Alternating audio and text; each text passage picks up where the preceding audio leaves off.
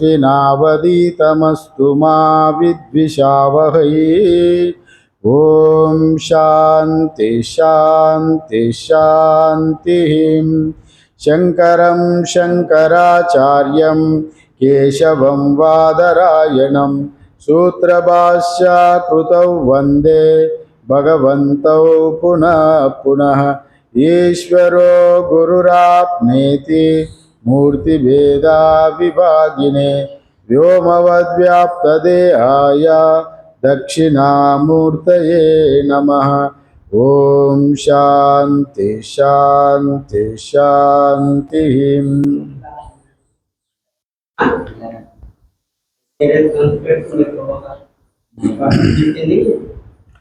हम लोग वो किताब यहाँ रख सकते हैं अभी गीता। हम लोग अभी आज यहाँ कठोपनिषद का प्रथम अध्याय और तृतीय वल्ली का दूसरा नंबर श्लोक देखेंगे। कल देखा था ऋतम पिबंतो इत्यादि प्रथम श्लोक देखा था तृतीय वल्ली का। आज तृतीय वल्ली का दूसरी श्लोक देख रहे हैं। आज ये इसी श्लोक में ये कहा गया, यहाँ दो बात कहा गई, एक कर्मकांड एक ज्ञानकांड, दोनों का बात यहाँ पर कहा गया। और यहाँ दोनों को पार करने के लिए अग्नि सेतु बताया गया। हम लोग जब हवन यज्ञ इत्यादि करते हैं ना, हवन यज्ञ करे तो किसका माध्यम से करता है? वो अग्नि का माध्यम से करता है। वो अग्नि ही वहां पहुंचाते है। हम जिस उद्देश्य से यज्ञ हवन कर रहा है उस फल को प्राप्त करवाने वाला अग्नि ही है। इसलिए यहाँ पर इसको सेतु कहा गया। और उसी से दोनों ही मार्ग, अगर कोई कर्म अधिकारी है, कर्म कर रहा है, उसको कर्म का फल मिलेगा, स्वर्ग इत्यादि ब्रह्मलोक इत्यादि। सकाम कर्म करे तो, और निष्काम कर्म कर रहे तो निष्काम कर्म उपासक ब्रह्म प्राप्ति का वो अभयम तितीर्षिताम बोल के यहाँ आया। मतलब वो ब्रह्म ज्ञान का, ब्रह्म का प्राप्ति मोक्ष और पुनर्जन्म नहीं होगा। ये दोनों बात यहाँ पर इसमें कह रहा है, ये मंत्र में दूसरा नंबर मंत्र में। और इसको पहले उच्चारण करें, बाद में मैं इसको विस्तार से व्याख्या देखेंगे। यस्येतुरिजानानाम् अक्षरं ब्रह्म यत्परम् अभयं तितीर्षितां पारं नाचिकेतं शकेमयि। यहाँ पर यस्येतु रिजानानाम, यहाँ सेतु है रिजानानाम। रिजा मतलब यहाँ यजमान, जो यज्ञ हवन आदि करने वाला जो यजमान का, इसका रिजानानाम इजानानाम कहा गया। यहाँ जो विराट रूप अग्नि का कोई भी चयन करता है वो यहाँ इजानानाम मीन्स या यज्ञ करने वाला यजमान के लिए यहाँ अग्नि सेतु है। वो सेतु क्या करता है? मैंने पार कराता है। हम लोग पुल से पार, अगर बीच में नदी है, ये इसी किनारे से उस किनारे जाना है तो पुल से ऊपर जाना है ना, वैसे ही यहाँ अग्नि भी, यहाँ यज्ञ भी यहाँ सेतु कहा गया। अग्नि रूप यज्ञ को सेतु कहा गया। यहाँ दुख सागर से पार जाने का उपाय है, संसार सागर को पार करने वाला का उपाय है। हम लोग सेतु से कहाँ जाएंगे? भव सागर को पार करना है। हम लोग संसार सागर में हैं। संसार सेतु का एक किनारे पूरा दुख ही दुख है, परिचिन्नता है, द्वैत है, पूरा परिचिन्नता में हम लोग दुख ही अनुभव कर रहे हैं। थोड़ा देर के लिए सुख लगता है किंतु पूरा दुख ही दुख है संसार। ये संसार अनादि अनंत जो जीव दुख भोग रहा है, उनको पार कराने के लिए ये नचिकेता अग्नि और कोई भी चयन करेगा और किसी उद्देश्य से करेगा, उनका मर्जी। अगर वो सकाम उपासक है तो मैं स्वर्ग जाऊंगा, स्वर्ग में सुख भोगूंगा इत्यादि रूप में अगर अग्नि का चयन करे तो वो कर्म कांड में आता है और वो भी पार करेगा। वो उसका मन में जो इच्छा है वो इच्छा भी पूरा हो जाएगी। स्वर्ग भी जाएगा वो। अगर कोई यहाँ पर अभयम तितीर्षिताम पारम नाचिकेतम शिकेमयी, दूसरे लाइन में बताया गया अगर कोई अभय प्राप्ति करना है तो, भय रहित मोक्ष को पाना है तो भी वो यज्ञ करने में वो सक्षम है, वो वैसा भी कर सकते हैं। एक है पहले पंक्ति में बताया गया यस्येतु ऋजानानाम अक्षरम ब्रह्म यत्परम, एक अक्षरम ब्रह्म है, एक अक्षर ब्रह्म है।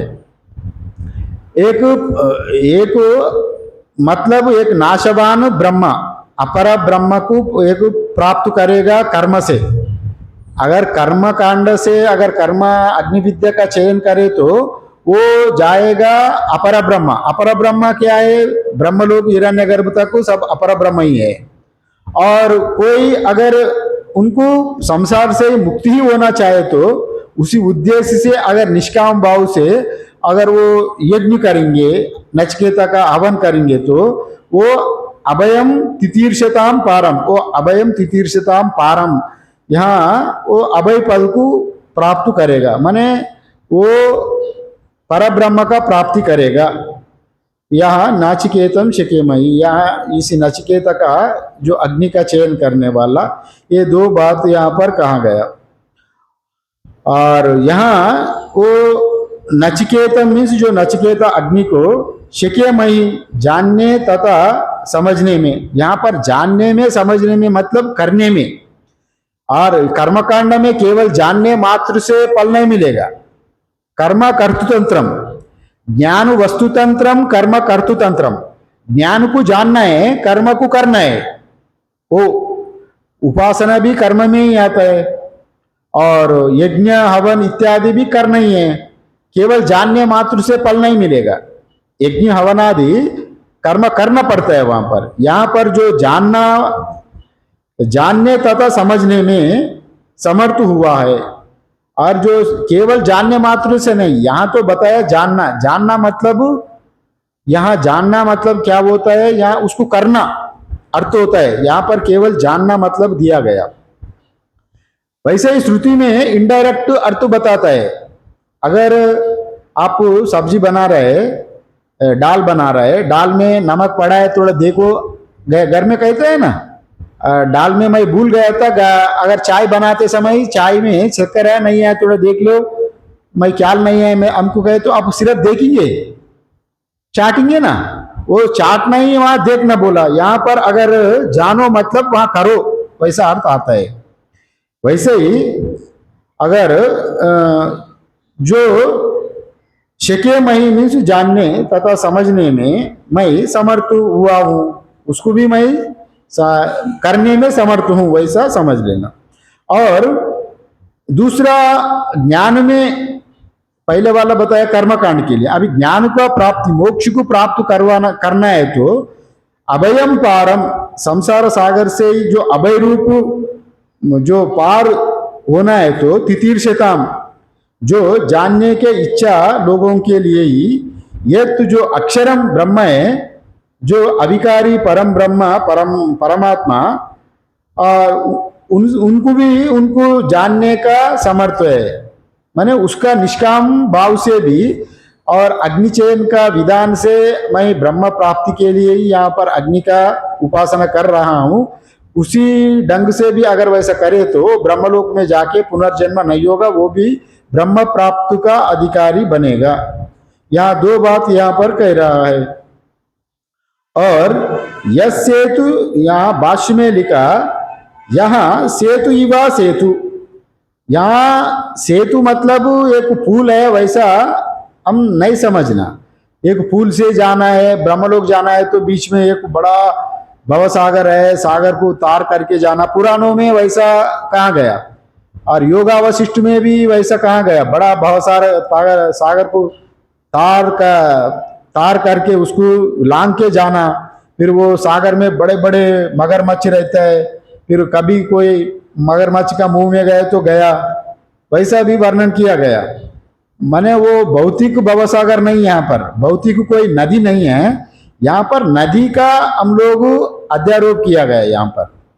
फिर वो अपवाद करना बाद में, यहाँ पर समझने के लिए यहाँ पर कहा गया, बीच में एक नदी है और ये संसार सागर से भव सागर को पार करना है तो बीच में अग्नि ही यहाँ पर सेतु है, पुल है।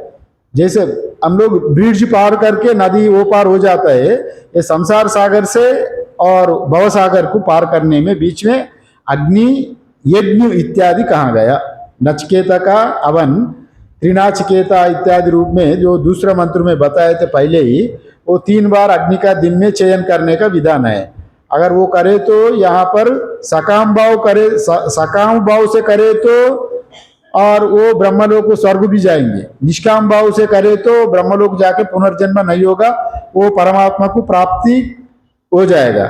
अभयम तितीर्षताम पारम नाचिकेतकम शक्यमयी में कहा गया। यहाँ भाष्य में लिखा सेतु मतलब यहाँ सेतु ही व सेतु, सेतु जैसा सेतु, एक्चुअली वहां सेतु नहीं रहता या समझने के लिए। और इजानानाम यजमानानाम कर्मिनाम, अगर कोई भी यजमान यज्ञ करता है ना, यज्ञ करने वाला यजमान ही होता है, गृहस्थ आदमी। जो कर्मकांडी कौन करता है, कर्मकांड गृहस्थ लोग ही यजमान होकर अवन करता है। वो इजानानाम मीन्स यजमानानाम, यज्ञ करने वाला यजमान, जो कर्मिनाम माने कर्मकांडी, वो गृहस्थ कर्मकांडी, दुख संतरणार्थत्वात् नाचिकेतः अग्नि तम वयम ज्ञातुम चेतुम च, माने दुख संताप ताप को तार करने के लिए यहाँ पर अग्नि की सेतु कहा गया। अग्नि की जानना, यहाँ पर तम वयम ज्ञातुम चेतुम, वहां वैसे जानकर, यहाँ भी जानकर मतलब वहां उसको करके, जानने के बाद कोई भी चीज हम लोग पहले करने का पहले जानता है ना उसका फल क्या है। हम लोग अभी कहाँ पर जाना है तो अमरनाथ जाना है तो पहले उसका बारे में जानकारी लेता है पहले, बाद में हम लोग रवाना होता है। वैसे ही जानते हैं मतलब उसको करने का बाद शेके मही शक्तवंतः शक्तवंतम इत्यादि कहा गया। मानो जो नचिकेता अग्नि अपने जो कर्ममार्गी यजमानों को सेतु के समान कहा गया, वो किसके लिए, दुख के पार दुख संसार दुख सागर को पार करने के लिए यहाँ पर वहां पर बताया गया। यहाँ उसे हम जानने तथा चयन करने में समर्थ है, ये बात कहा गया। और दूसरा यहाँ का कह रहा है, और किंचा फिर इसके सिवा भी और दूसरा भी बता रहा है। अगर कोई केवल सकाम कर्म, केवल कर्मकांडी सकाम कर्म करके केवल ब्रह्मलोक ही जाना है, स्वर्ग ही जाना है, तो वैसे भी सकाम कर्म से भी कर सकते। अगर निष्काम कर्म भाव से भी अगर करेंगे तो कोई ब्रह्मलोक जाना है, मोक्ष को प्राप्त कर लेना है, वो लोग भी उसको नचिकेता अग्नि की चयन करके उसका फल को प्राप्त कर सकते। और ये बात दूसरा पंक्ति में कहा गया, अभयम तितीर्षताम पारम नाचिकेतम शक्यमयी, वो अभय पद को प्राप्त कर लेता है।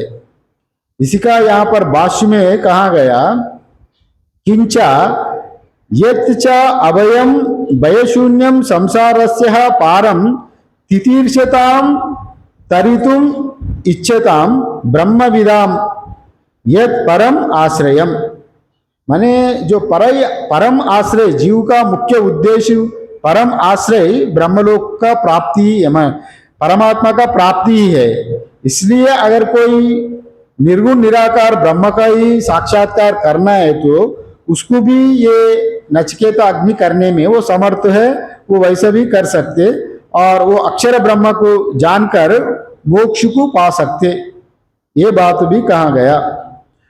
जो अक्षरम आत्मा आख्याम ब्रह्म, हम उसे भी जानने में समर्थ है, अक्षर ब्रह्म का भी जानने में समर्थ है, निर्गुण निराकार ब्रह्म का हम लोग जानने का समर्थ है, ये बात कहा गया। परापरे ब्रह्मणि कर्म ब्रह्मविद आश्रये वेदितव्ये इति वाक्यार्थः, परापरे ब्रह्मणि, यहाँ पर परापरे ब्रह्मणि का मतलब यहाँ इस वाक्य का तात्पर्य यह है कि जो कर्मवेत्ताओं का आश्रय अपर ब्रह्म है, या परापर ब्रह्मणि मंस पर ब्रह्म अपर ब्रह्म दोनों ब्रह्म कहाँ गया।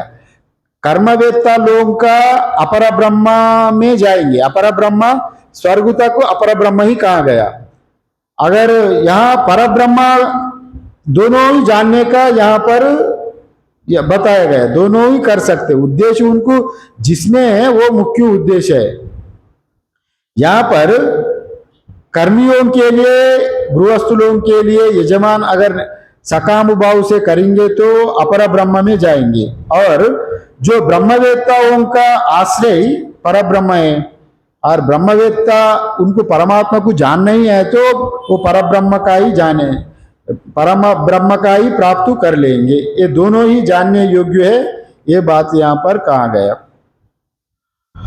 और दूसरा, तयोः एव हि उपन्यासः कृतः ऋतं पिबन्तो इति। पूर्व में पिछले महीने में ऋतं पिबन्तो जो दोनों जीवात्मा परमात्मा दोनों ही का पिबन्तो रूप में द्विवचन वहां उपयोग किया गया, इसी का ही बारे में कहा गया। वहां दो मार्ग और दो आत्मा वहां पर आए, ये बात तो पिछले जो पहले मंत्र में ही कहा गया। ऋतम पिबंतो मंत्र के द्वारा इन्हीं दोनों आत्माओं का निरूपण किया गया, एक छायात्मा एक प्रकाशात्मा, ये दोनों ही वहां पर कहा गया। इसका पूर्ण रूप से अगर एक बार इसका अर्थ देखेंगे तो यहाँ पर जो संसारी रूप इस सागर को पार करने के लिए यहाँ दो साधन बताया गया, एक है दो मार्ग बताया गया। दोनों मार्ग में यहाँ पर अग्नि विद्या मुख्य है, ये सेतु कहा गया, अग्नि की यहाँ पर सेतु कहा गया। और कर्मकांड कर्मियों के लिए और अभयम पारम करने के लिए माने और पूर्ण मोक्ष को प्राप्त करने के लिए भी दोनों के लिए अग्नि सेतु है, ये बात कहा गया। और स्वर्ग प्राप्ति के विषय में भी अग्नि को सेतु जो पुल कहा गया।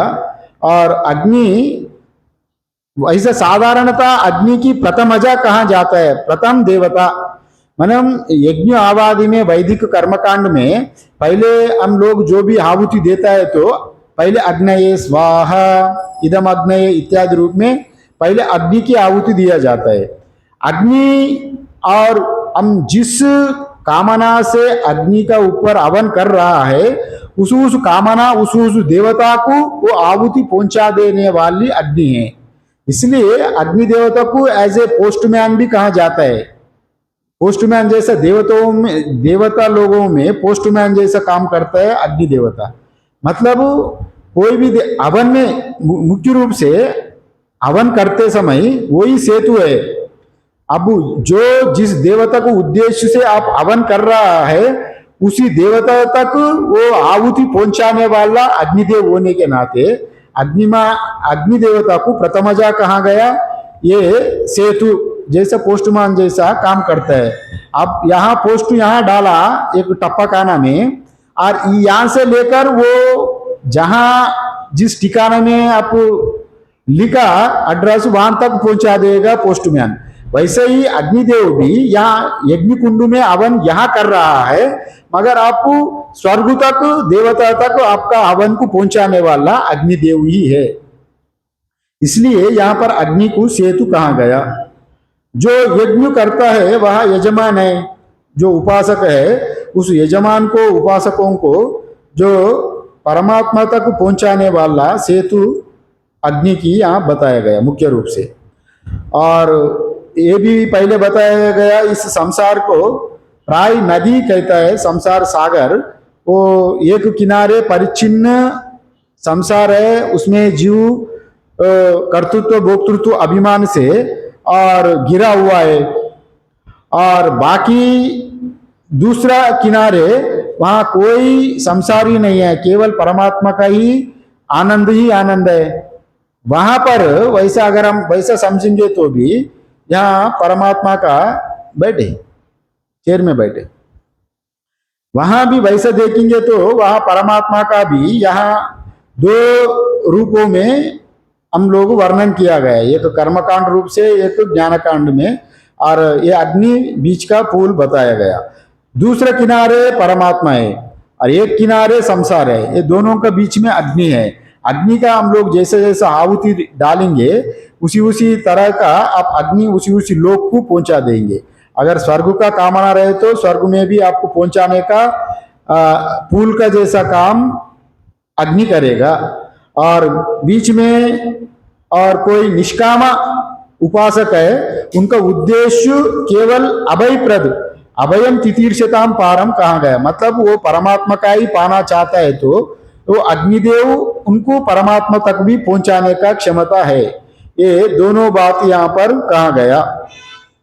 अब दोनों ही यहाँ परब्रह्मा एक अपर ब्रह्मा, कर्मियों के लिए अपर ब्रह्मा का फल बताया और निष्काम कर्म उपासक साधक के लिए वो ब्रह्म ज्ञान, वो परम ब्रह्म प्राप्ति का बताया गया। दोनों ही यहाँ पर यहाँ कहा था। और इस अक्षर ब्रह्म निर्गुण ब्रह्म का प्राप्ति का और सगुण साकार ब्रह्म का प्राप्ति है, कार्य ब्रह्म का में ही रहने वाला अक्षर ब्रह्म में इत्यादि स्वर्ग ब्रह्मलोक आदि आता है। और पर ब्रह्म में केवल निर्गुण निराकार ब्रह्मा, वो दोनों का ही प्राप्ति करने का बात यहाँ पर कहा गया। और ये किसमें लागू होता है? ये मनुष्य जीवन में ही ये कर्म करने का विधान है। यज्ञ हवन इत्यादि मनुष्य ही कर सकते हैं। और पशु पक्षी कीट पतंग पेड़ पौधा इत्यादि उसमें प्राण रहता है, केवल अंतःकरण इत्यादि पूर्ण रूप से ना होने के नाते उसको पशु पक्षियों का अपना ये इच्छा शक्ति नहीं रहता है, उनका वो डिटर्मिनेशन पावर वो ना रहने के कारण वो केवल जीवन भोगने के लिए, अपना प्रारब्ध भोगने के लिए पशु पक्षी कीट पतंग इत्यादि जन्म लेता है। किंतु मनुष्य जीवन में ही मोक्ष का परम कल्याण करने का मनुष्य जीवन का ही यहाँ पर बताया गया। और मनुष्य जीवन जैसा चाहे वैसा मोड़ सकते, मनुष्य का उतने वो बुद्धि है, उनको विवेक बुद्धि मनुष्य का अंदर होने के नाते उनको यहाँ वो अपना जैसा चाहे मन को वैसा उस रूप से फल को प्राप्त कर सकते। और सभी पुरुषार्थ जो धर्म अर्थ काम मोक्ष जो भी पुरुषार्थ है, चार पुरुषार्थ भी मनुष्य का ही, मनुष्य लोगों के लिए ही कहा गया, पशु पक्षी लोगों के लिए पुरुषार्थ नहीं कहा गया। इसलिए ये धर्म अर्थ काम मोक्ष भी ये मनुष्य का ही अनुकरण करने का है। ये पशु पक्षी इत्यादि योनियों में ये संभव नहीं हो पाता है। इसलिए यहाँ पर जो सकाम रूप से नचिकेता का अग्नि अगर करेंगे कोई भी पुरुष, वो सकाम फल प्राप्त करेंगे। सकाम फल वहां पर एक है अपर ब्रह्म। अपर ब्रह्म मतलब यहाँ स्वर्ग आदि इत्यादि सकाम रूप से यज्ञ हवन करेंगे तो वो सकाम रूप से वो ब्रह्मलोक पर्यंत जाएंगे। अगर निष्काम रूप से कर्म करेंगे तो अंतःकरण शुद्धि होकर ब्रह्मलोक जाके उनको पुनरागमन नहीं होगा। ये बात भी कहा गया, दोनों यहाँ पर वर्णन किया गया। और अक्षरम ब्रह्म यत परम मीन्स अक्षर ब्रह्म से परम प्राप्ति हो जाएगा और ज्ञान को प्राप्ति हो जाएगा, ये बात कहा गया। और बृहदारण्यक में भी ये कहा गया, अभयम वै जनको प्राप्तोस्मि प्राप्ति इत्यादि। माने अगर ब्रह्म ज्ञान का प्राप्त हो गए तो वो अभय हो जाता है, किसी से भय नहीं रहता है। उनका पूर्ण रूप से अपना आप में आप सबको आत्म रूप में देखने के वजह से उनका विरोधी दूसरा कोई नहीं रहता, सभी उन्हीं हो जाता है, तभी वो अभय पद को प्राप्ति हो जाता है, उसी का ही मोक्ष कहा जाता है। और ये बात कहा गया और इसका पूरा तात्पर्य ये है। और कर्मविद पुरुष का आश्रय जो अपरा ब्रह्म कहा गया और जो ब्रह्मविद पुरुष का आश्रय पर ब्रह्म वो निर्गुण ब्रह्म, ये दोनों ही यहाँ जानने योग्य है। यहाँ पर ये नचिकेता का अग्नि का माध्यम से ये बात यहाँ पर इस श्लोक में कहा गया। और ये अग्नि की सेतु कहा गया और कर्म कर्मकांड यजमान का भी और ज्ञानकांड जो अपर ब्रह्म अभय प्राप्ति करने के लिए भी, ये दोनों के लिए ही यहाँ पुरुष करने का समर्थ है, दोनों का उन फल प्राप्त कर सकते हैं। उनको जैसा इच्छा है, जैसा संकल्प है, वैसा उन वो फल को प्राप्त कर सकते हैं। ये मंत्र में ये कहा गया। और अभी तीसरा मंत्र है, और तीसरा मंत्र में यहाँ एक रथ कल्पना है। वो रथ कल्पना कैसा है, अपना शरीर का ही दृष्टांत से वो रथ को कल्पना करके, रथ में जैसा रथ अलग है, रथ चलाने वाला अलग है, घोड़े अलग है और जीवात्मा अलग है, वैसे ही जैसे जो कल्पना किया गया यहां पर भी वो रथ कल्पना रूप में तीसरा मंत्र कहा गया। पहले यहाँ थोड़ा भूमिका है, इसको देखेंगे। तत्र यहाँ उपाधिकृत संसारी विद्या अविद्यो अधिकृतो मोक्ष गमनाय संसार गमनाय च। दोनों, इन दोनों आत्मा हो, जो जीवात्मा जो परमात्मा शरीर रूपी रथ में है, और उसको पूर्ण रूप से जानने के लिए एक कल्पना किया गया रथ का, जो उपाधियों के कारण जो आवागमन करने वाली जीवात्मा है। जीवात्मा आगमा अपाई है, माने जन्मता है मरता है जीवात्मा। परमात्मा आगमा अपाई नहीं है, वो हमेशा एक जैसे ही रहने वाला है। और वह मोक्ष की प्राप्ति के लिए ये ज्ञान विद्या के और ये संसार की अवस्था की प्राप्ति के लिए यहाँ दोनों को समझाने के लिए एक रथ का कल्पना किया गया। तस्या तत् उभय गमने साधनो रथः कल्प्यते। और उसके लिए इन दोनों की प्राप्ति के लिए साधनों के रूप में एक रथ की कल्पना की गई है। और ये तीसरा श्लोका में रथ का कल्पना कैसे किया, थोड़ा हम इसको उच्चारण करें तो समझ में आएगा। इसको विस्तार से व्याख्या देखेंगे। पहले थोड़ा मंत्र का उच्चारण हो जाए। आत्मानं रतिनं विद्धि शरीरं रतमेव तु बुद्धिं तु सारथिं विद्धि मन प्राग्रहमेव च। यहाँ आत्मानं रतिनं विद्धि, यहाँ जीवात्मा को रतिनम माने रथ में सवार करने वाला जानो। शरीर में जीवात्मा जो है उनको आत्मानम रतिनम विद्धि, रथ में कौन सवार करता है? जीवात्मा ही सवार करता है, वही रथी उनको कहा गया। हम लोग जब गाड़ी में कार में रवाना होता है तो कार स्वयं नहीं चलता, कार का एक मालिक रहता है, वो ही बैठ के चलाता है। चलाने वाला अलग रहता है, वो मालिक अलग रहता है। वही यहाँ पर शरीर में भी जो रथ है उसमें जीवात्मा ही वो रथी है, इसको बता रहे हैं। जो आत्मानम मीन्स जो कर्मफल भोक्ता जीवात्मा को रतिनम रथ का स्वामी कहा गया। जो रथ का सवारी, रथ का स्वामी जीवात्मा को कहा गया, ऐसे समझना। तो किंतु शरीरम, जो शरीर को रतम एवं, शरीर को रथ रूप में समझना। अपना शरीर एक रथ जैसे समझना। शरीर का अंदर में जो जीव है वो उनको जीवात्मा को रथ का स्वामी समझना, रथ में सवार करने वाला। शरीर में कौन सवार कर रहा है? जीवात्मा सवार कर रहा है। परमात्मा ना सवारी नहीं करता, परमात्मा साक्षी रूप में हमेशा देखते ही रहते हैं। परमात्मा आना जाना नहीं करता। जैसा आकाश, अनंत आकाश है, परमात्मा भी निर्गुण निराकार होने के नाते वो अनंत सर्वगत सर्वत्र ही है। अब एक गड़े है हमारा पास, गड़े को लेकर गड़े खरीद लिया, गड़े का अंदर तो दो चार आलू, दो चार सब्जी के फल खरीद करके वो गड़े में डाल दिया। अब गड़े को लेके घर जा रहे हैं, गड़े को लेके घर जाते हुए भी आपका साथ गड़े का आकाश भी जा रहा है।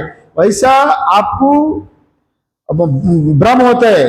वास्तव में आकाश आना जाना नहीं करता, गड़े का उपाधि का वजह से आकाश भी मेरे साथ आ रहा है, वैसा भ्रम होता है। वैसे ही आत्मा आना जाना नहीं करता, उपाधि ही आना जाना करता है।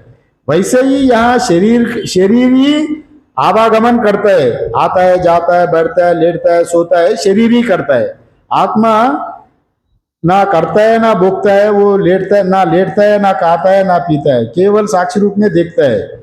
वो यहाँ पर शरीर का ही, जीव को ही यहाँ पर रथ ही कहा गया, वही यहाँ रथ का स्वामी है। और ये तू बुद्धि बुद्धि को सारथी कहा गया, माने रथ को चलाने वाला यहाँ बुद्धि है, यहाँ रथ को चलाने वाला बुद्धि है, और रथ चालक वैसा जानो विद्धि। और मन को प्रग्रह, जो लगाम रथ को चलाने का घोड़े का बीच में और रथ सारथी का बीच में जो लगाम रहता है ना, रस्सी, उसी का ही यहाँ मन कहा गया। और ये लगाम ही मन जानो, ये बात यहाँ पर कहा गया। जो आत्मानम रतिनम विद्धि शरीरम रथमेव तु बुद्धिम तु सारथिम विद्धि मन प्रग्रहमेव च। यहाँ पर चार बात कहा गया। ये चार बात क्या है? कर्मफल भोक्ता जीवात्मा को वो रथ का सवारी, रथ का स्वामी कहा गया पहले।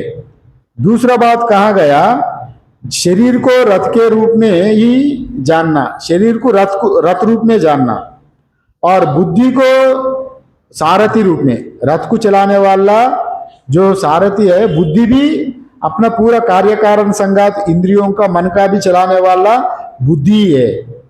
और मन को लगाम जानो, लगाम मतलब स्टेयरिंग, जैसा गाड़ी का स्टेयरिंग होता है ना, उसी का लगाम कहा जाता है। घोड़े का रथ का हिसाब से अगर हम लोग देखेंगे तो इसको यहाँ लगाम कहा गया।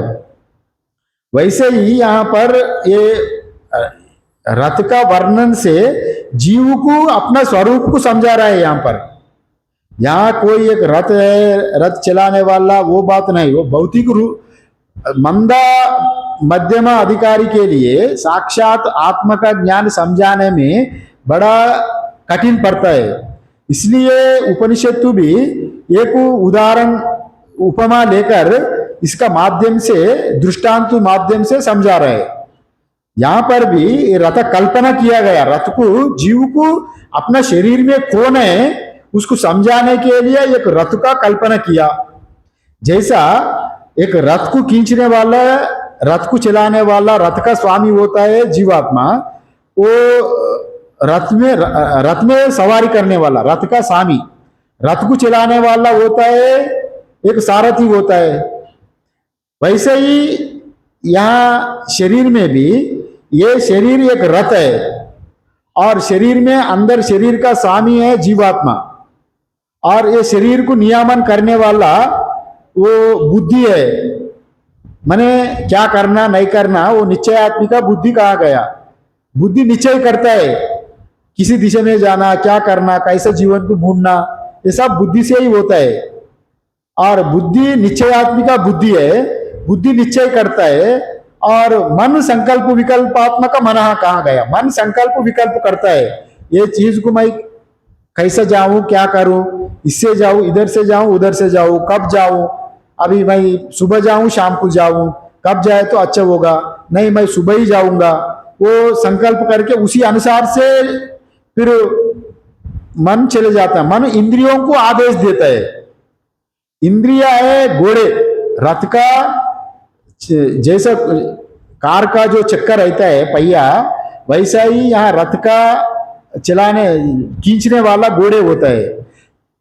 यह शरीर का भी खींचने वाला इंद्रिय होता है। ये इंद्रियों को घोड़े रूप में कहा गया, मन को स्टेयरिंग कहा गया, माने रिंस जो लगाम। और शरीर जड़ होने के नाते, रथ भी जड़ होने के नाते, बिना मन, बिना इंद्रिया, बिना मन, बिना बुद्धि, बिना जीवात्मा रथ हिलता ही नहीं है वहां से। इसलिए वो रथ शरीर एक जैसे ही है। वहां ये रथ का तुलना से शरीर को बताया गया। यही बात यहां पर कह रहा है। यहां भाष्य में तत्र आत्मानं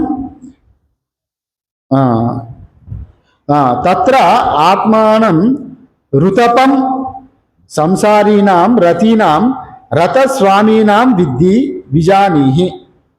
अभी रथ स्वामी कौन है? यहाँ पर रथ का स्वामी जो जीवात्मा है, यहाँ इनका ही यहाँ रथ स्वामी जानो। ये बात कह रहा है यहाँ पर, जीवात्मा और परमात्मा में से जो उपाधि वाला संसारी जीव जो विद्या और अविद्या दोनों में अधिकृत है, और ये दोनों ही जानने वाला वो जीवात्मा ही, इनको यहाँ पर रथ का स्वामी कहा गया। और ये रथ का स्वामी विद्या से और मोक्ष को प्राप्त करने वाला है। दोनों को, मोक्ष भी विद्या अविद्या दोनों को जानने वाला ये रथ का स्वामी है। विद्या से संसार प्राप्त करेगा, अविद्या से और संसार में भटकेगा। ये दोनों ही उनका क्षमता है रथ का स्वामी का। इसलिए यहाँ पर बताया गया, यहाँ तत्र आत्मानम ऋतपम संसारी नाम। यहाँ ऋतपम संसारी मतलब जो वासना वाला संसारी, रतिनाम रथ स्वामी नाम विद्धि, वही रथ स्वामी वैसा जान लो, विजानी ही। शरीरम रथम एवतु रतः बद्ध यहाँ स्थानी है। शरीर को रथ रूप समझो, क्योंकि वो रथ जैसा बद्ध है, शरीर भी वैसे ही इंद्रियों से, मन से, बुद्धि से बांधा हुआ है। सबको खींचने वाला, या वो खींचने वाला घोड़े इंद्रिय है, किंतु किसको खींचता है? रथ रहे तो ना कुछ, ऐसी शरीर का ही ये इंद्रिय खींचता है। शरीर ही आवागमन करता है, इसलिए शरीर को यहाँ पर रथ रूप में उपमा दिया गया।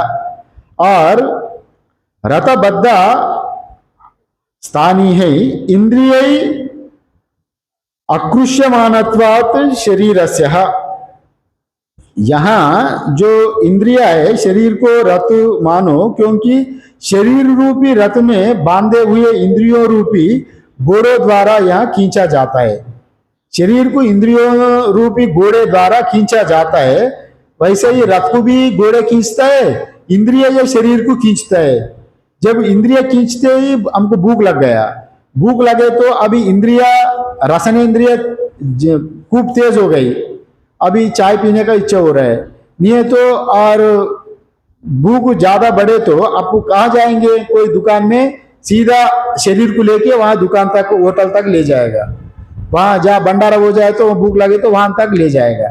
यहाँ कुछ खींचने वाला कौन हो रहा है? शरीर, इंद्रिय ही खींच के ले जा रहा है ना।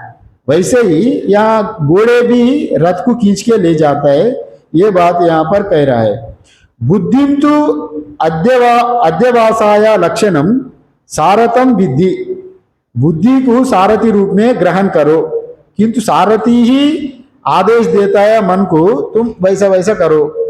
पूरा रथ का संचालक मेन यहाँ सारथी होता है, वो जिस तरफ मुड़ता है उस तरफ वो रथ को मुड़ सकते हैं।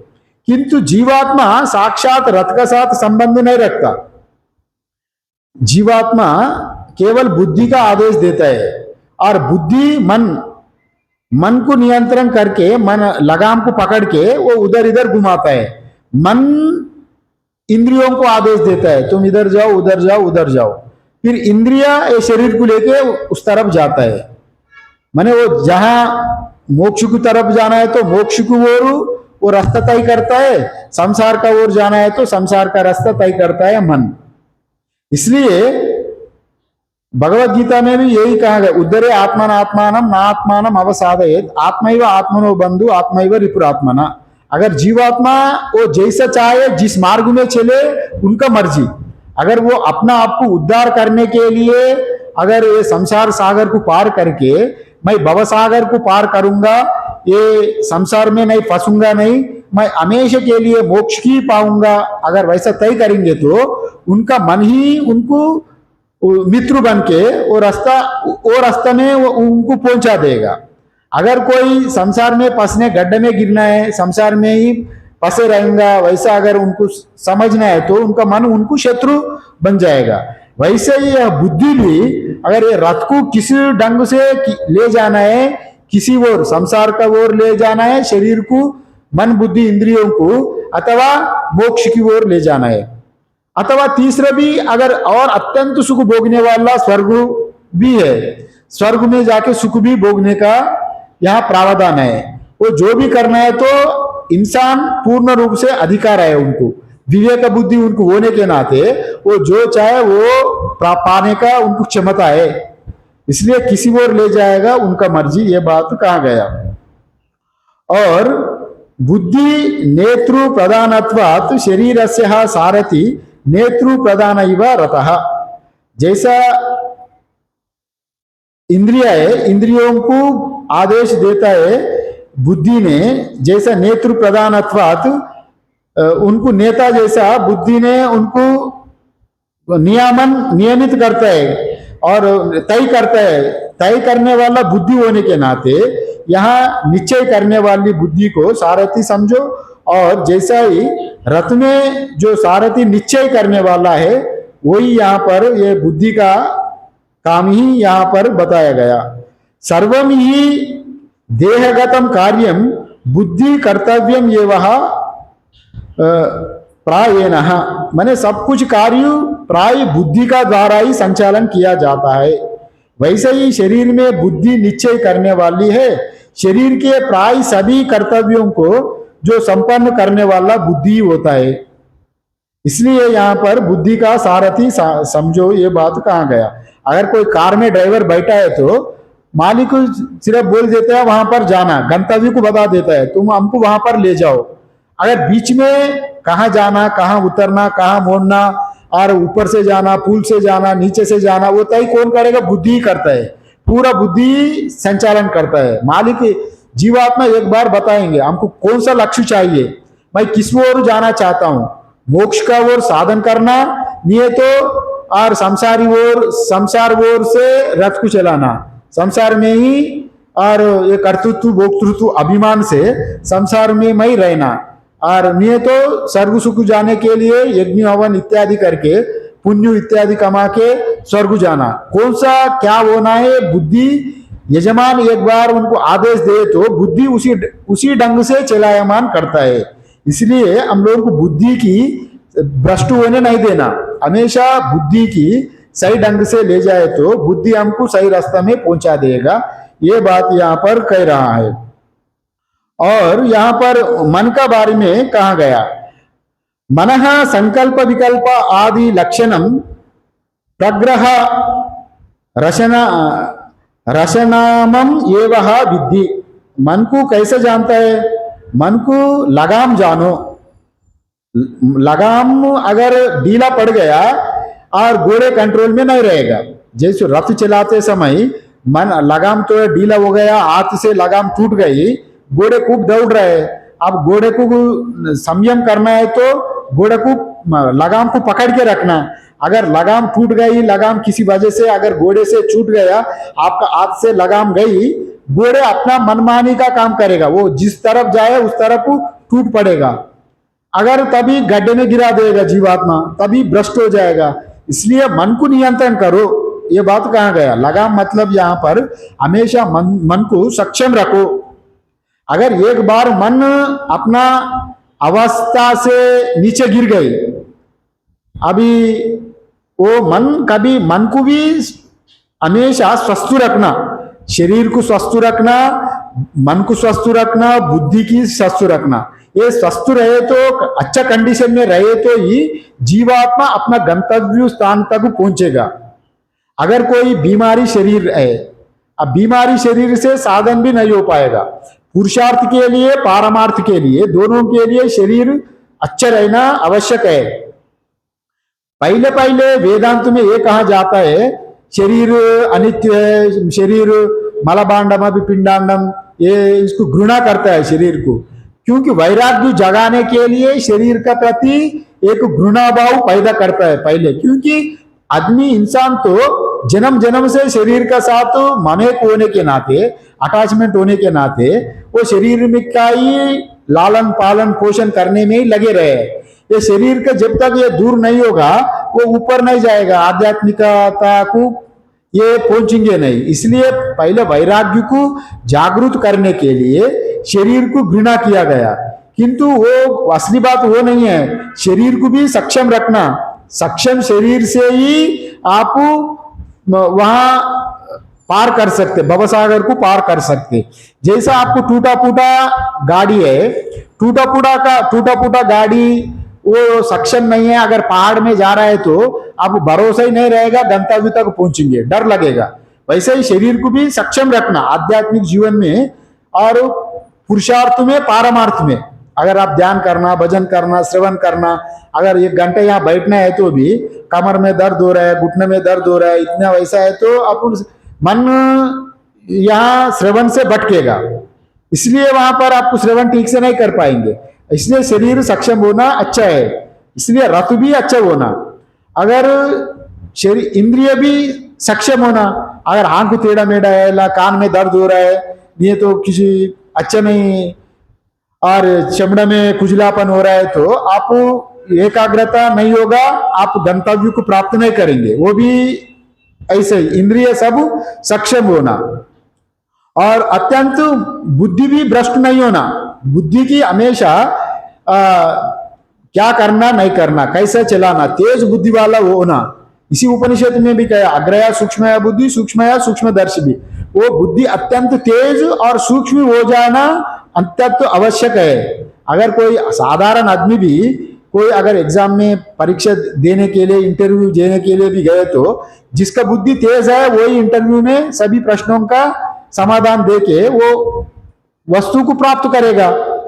वैसे ही यहाँ पर आध्यात्मिक जीवन में भी सूक्ष्म आत्म तत्व को समझने के लिए बुद्धि भी अत्यंत तेज होने का भी अत्यंत आवश्यक ही है। यह बात यहाँ पर कहा गया।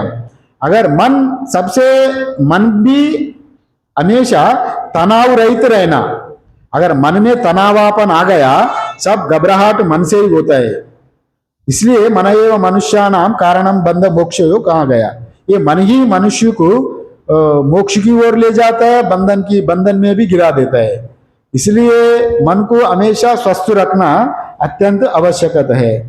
अगर कोई साधारणतः हम लोग रोज जीवन में देखता है, मानसिक तनाव का वजह से लोग अपना आप को सुइसाइड करता है, माने खुदकुश कर लेता है, आत्महत्या कर लेता है, अपना आप को सहन नहीं करता है।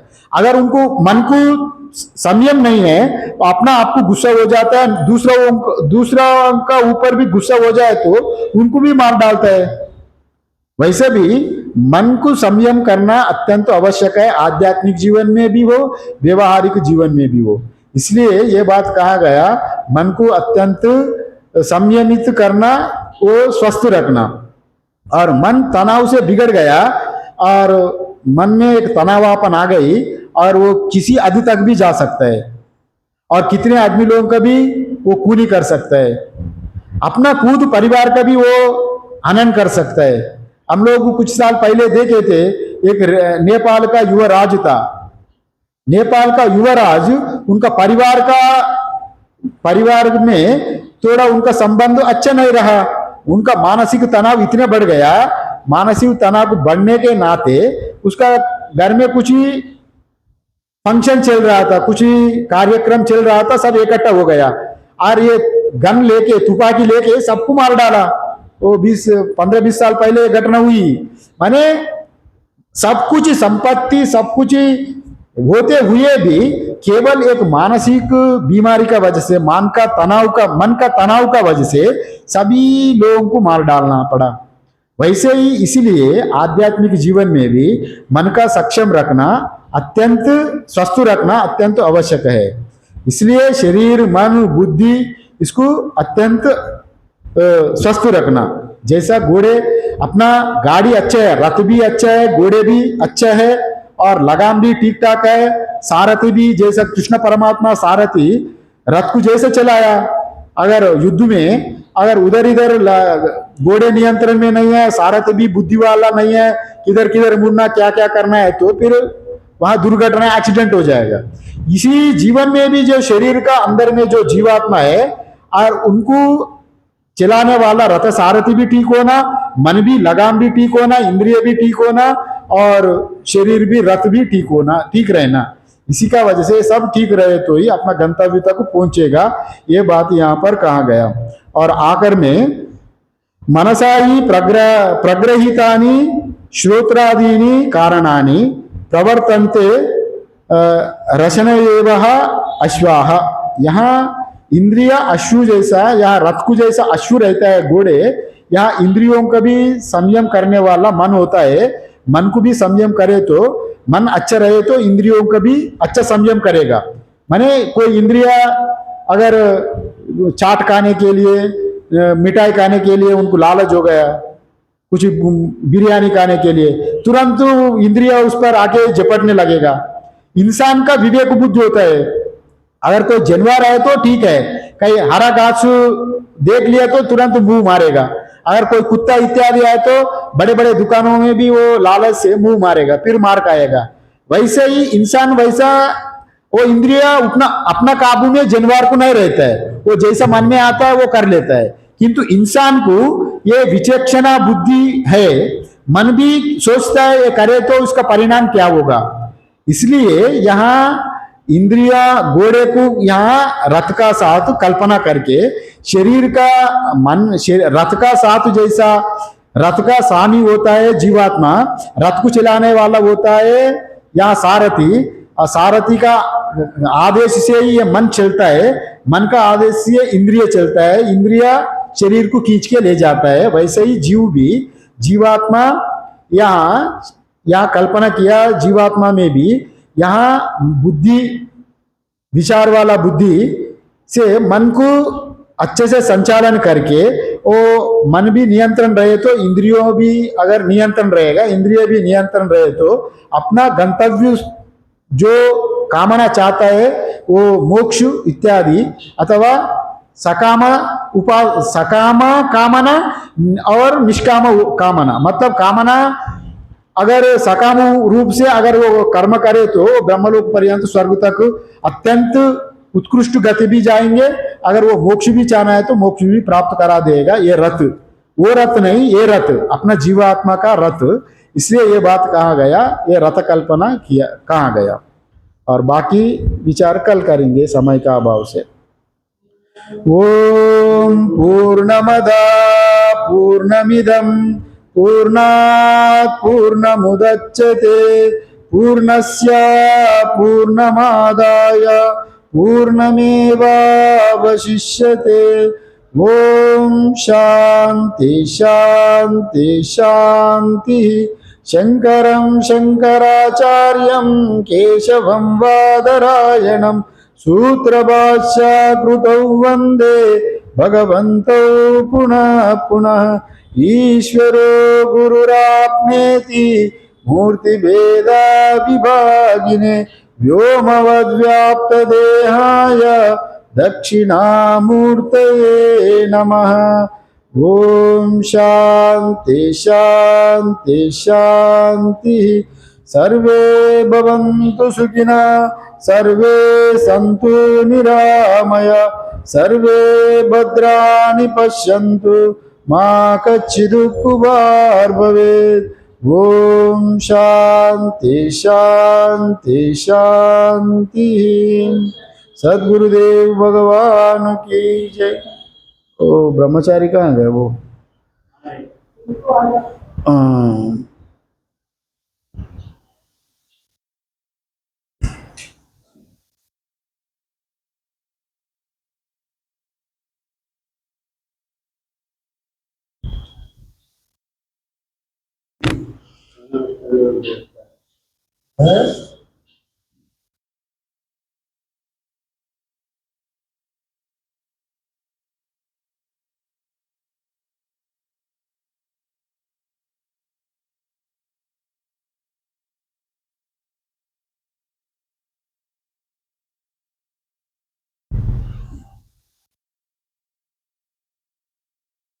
ओम कर्पूरगौरं करुणावतारं संसारसारं भुजगेन्द्रहारं सदा वसन्तं हृदयारविन्दे भवं भवानी सहितं नमामि।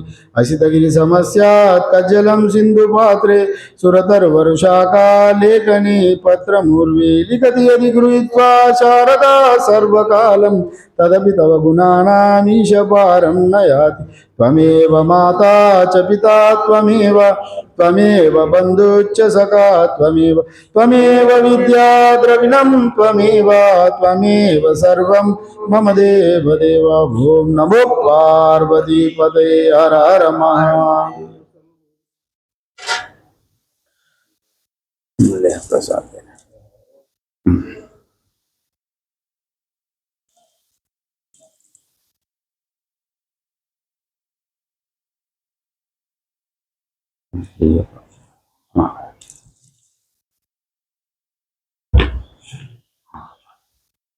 हमको दे दो, उन लोगों को दे दो। नारायण हटा दो इसको।